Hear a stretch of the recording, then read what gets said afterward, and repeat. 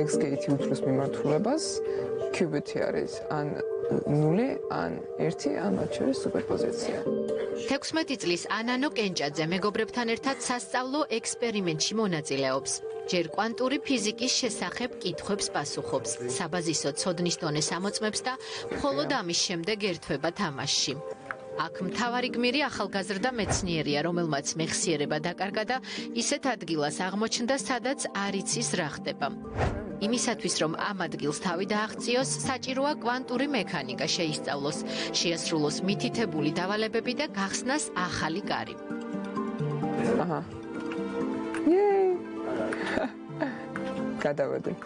მოთამაშე გზად მეცნიერთან ერთად კვანტური ფიზიკის სამყაროში მოგზაურობს. წინ ბევრი წინაღობა, სირთულეები და ამოცანები ხვდება, რომელსაც თავი უნდა გაართვას.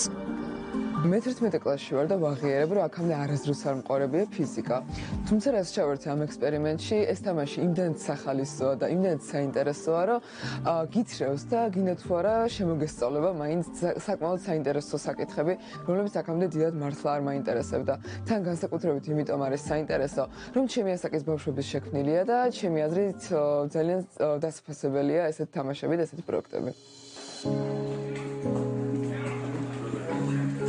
საგანმანათლებლო თამაში კვანტური გლიჩი მე-12 კლასის მოსწავლეებმა არჩილ ბერაიამ და ბახტანგ გოგიამ ფიზიკის მასწავლებელთან ერთად შექმნეს.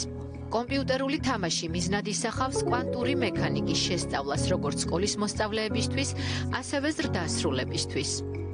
იმისთვის რომ უბრალოდ ჩვენს წარმოდგენებში არ ყოფილიყავით, რომ რაღაც თამაში შევქმნით, რომელსაც წარმოდგენა გვაქვს, რომ მოთამაშე ისწავლის კვანტურ მექანიკას და შემდეგ გადავწყვიტეთ, რომ ჯერ დაგვეტესტა სამ გამოვუშვებთ თამაშს, ოფიციალურად ჯერ დაგვეტესტა და მართლა აკეთებს თუ არა თავის საქმეს ეს თამაში და მოთამაშე გებულობს რაღაცა იდეებს კვანტური მექანიკის შესახებ. ყველას შეუძლია ითამაშოს და გაიგოს ძირითადი პრინციპები კვანტური მექანიკის შესახებ, როგორც არის სუპერპოზიცია, ტელეპორტაცია, გადახლართულობა, გაზომვის პრობლემა და ასე შემდეგ. ახლა უკვე კვანტურ გამოთვლები არის ის ახალი რევოლუცია, ასე ვთქვათ, ჩვენთვის და გვესმოდეს კვანტური მექანიკა ამის გამო ძალიან მნიშვნელოვანი არის.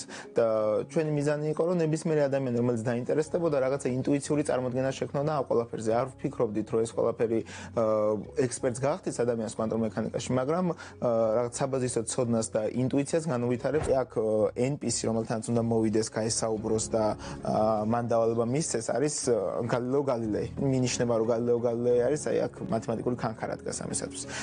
არჩილი და ვახტანგი ფიზიკით ბავშვობიდან არიან გატაცებულები. კლუბი მათემატიკა ფიზიკისთვის მათი ერთ-ერთი საყვარელი ადგილია. სწორედ აქ დაიბადა კვანტური გლიჩის შექმნის იდეაც. პირველად როდესაც გავიგეთ კვანტური მექანიკის შესახებ, ძალიან დაგვაინტერესა.